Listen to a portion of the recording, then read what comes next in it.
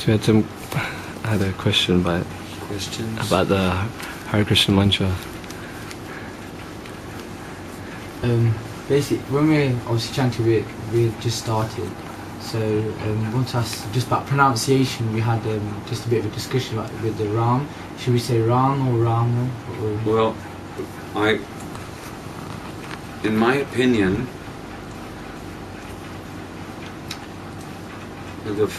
the full Sanskrit pronunciation is Rama. The Bengali pronunciation may be Ram. In Bengali and Hindi also, the M in itself constitutes that akshara. So when you say Ram, the part of the ma is understood. So if you say Hare Ram, it's not altogether wrong. You know, in terms of that language.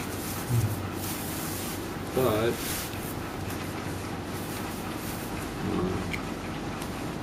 like, you know, I've heard some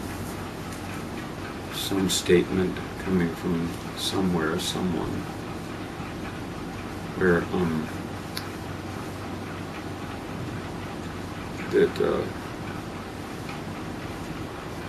Ra, you know, gets you out of Maya, and Ma, you know, shuts the door so that you don't go back into Maya, or Maya doesn't again, you know, enter. But the M, you're not just saying Hare Ra, you're saying Hare Ra. Understood. So Ram is also complete, but it may not be as complete as Rama. I prefer to say Hare Rama, although sometimes, depending on the tune that I'm singing, sometimes Ram kind of like corresponds to the configuration of the tune better. But, you know, I think the preferred thing is Hare Rama. And that's the original Sanskrit, and the Ma is pronounced in Sanskrit. In the other languages, the Ma may not be pronounced Hindi or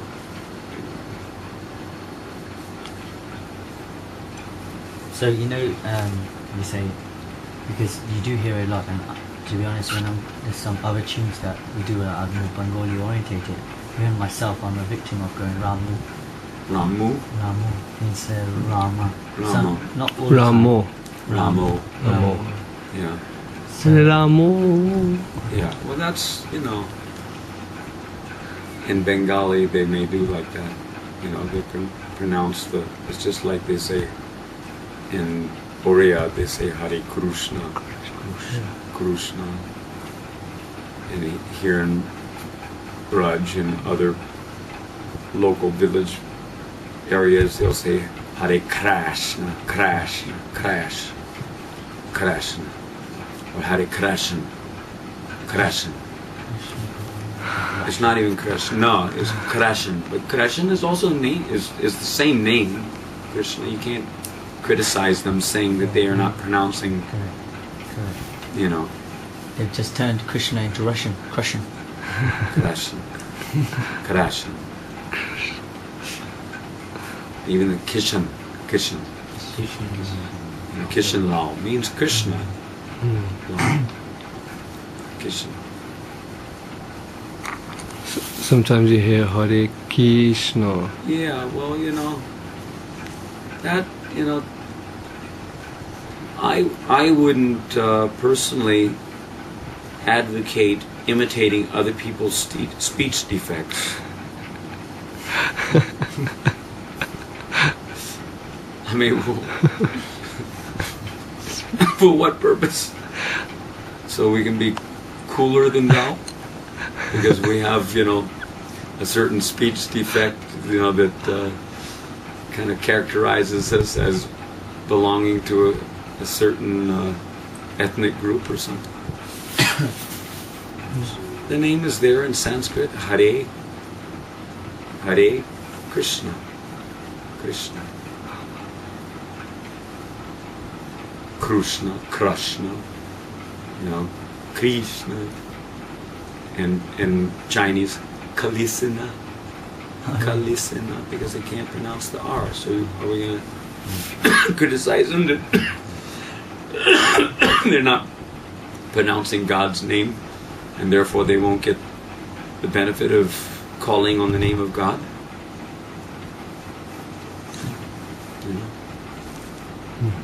The real question is, who are you denoting by that name?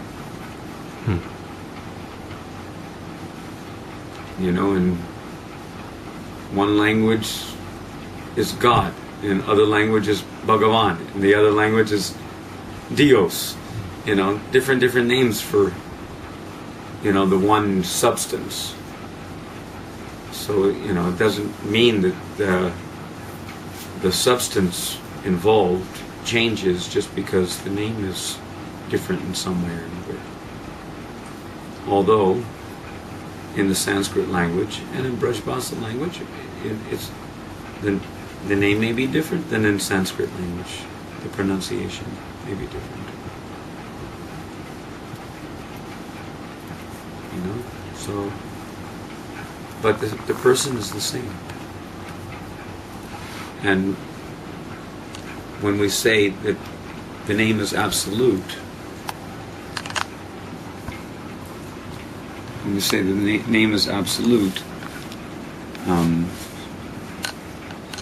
and therefore the name is non-different from the person, so when I say Krishna, is the person that name denotes going to have a different root than if I say Krishna in terms of the Orient inflection? When I say Krishna, is it that somehow or other Krishna's going to be having a rounder mouth that's going ooh?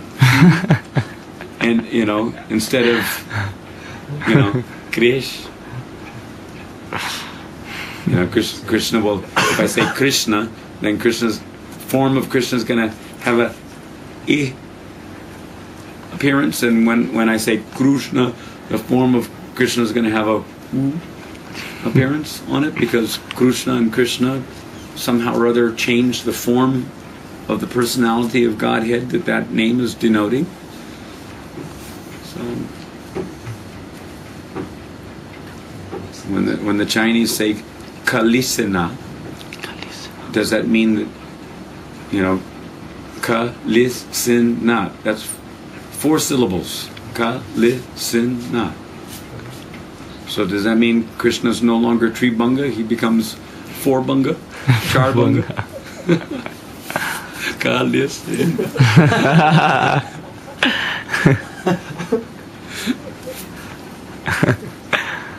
He puts a little extra curve, Added attraction.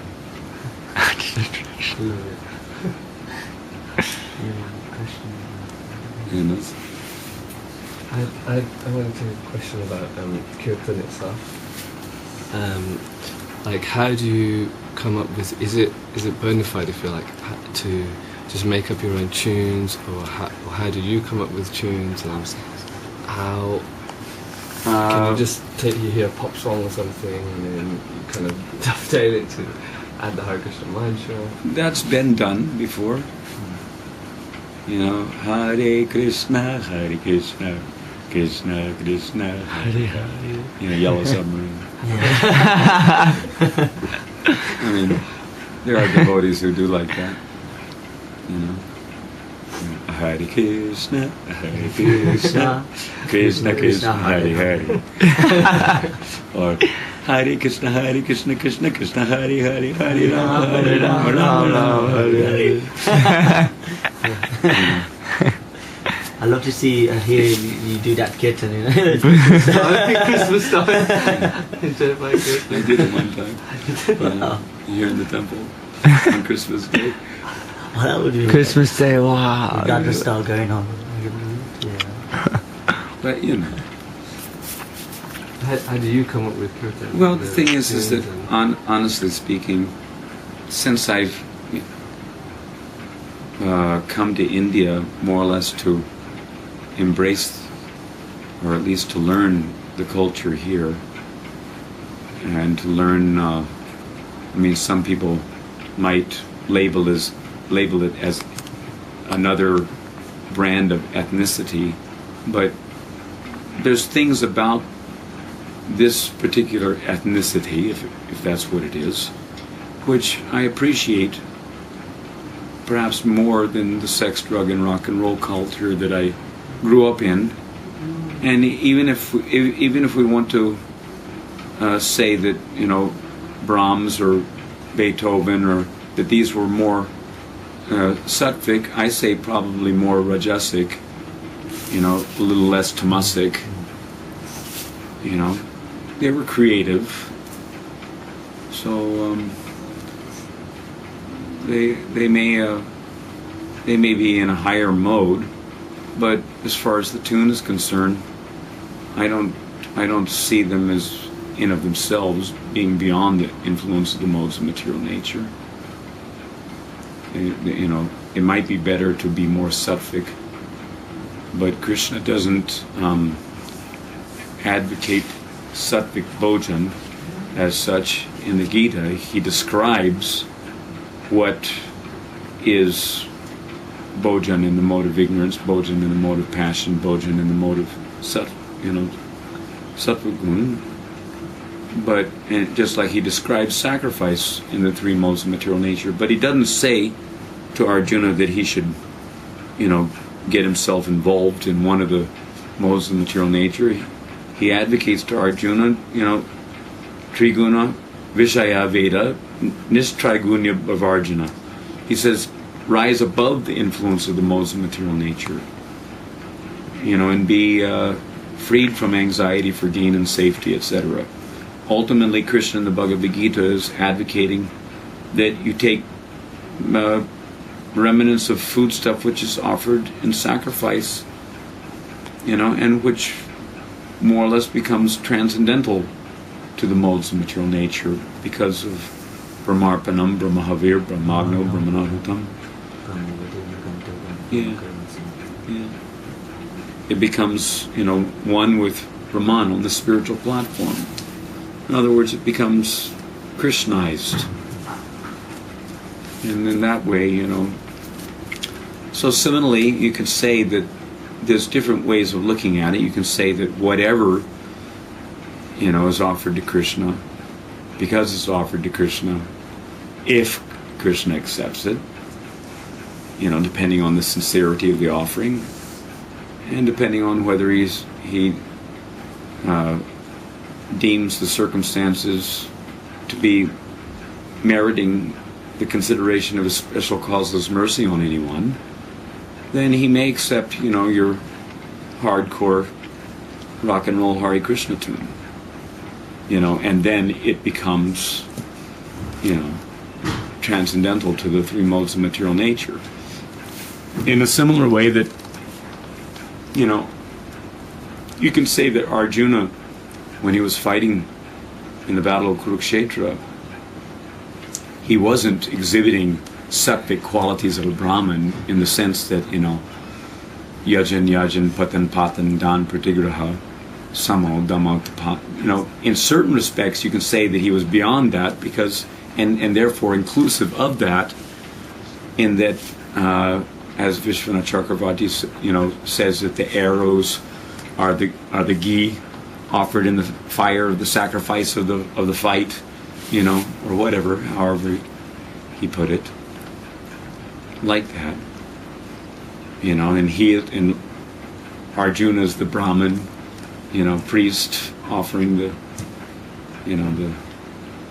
oblations into the fire, and the sacrifice of fighting for the cause of Krishna. So in that sense, because Arjuna was acting under the auspices of Krishna for the purpose of satisfying Krishna without any consideration of personal happiness and distress in the matter, that puts him on another level certainly than what could be considered as sattvic karma, whether it's sakama sattvic karma yoga, or whether it's naiskama or nishkama sattvic karma yoga. Arjuna wasn't acting as a karma yogi.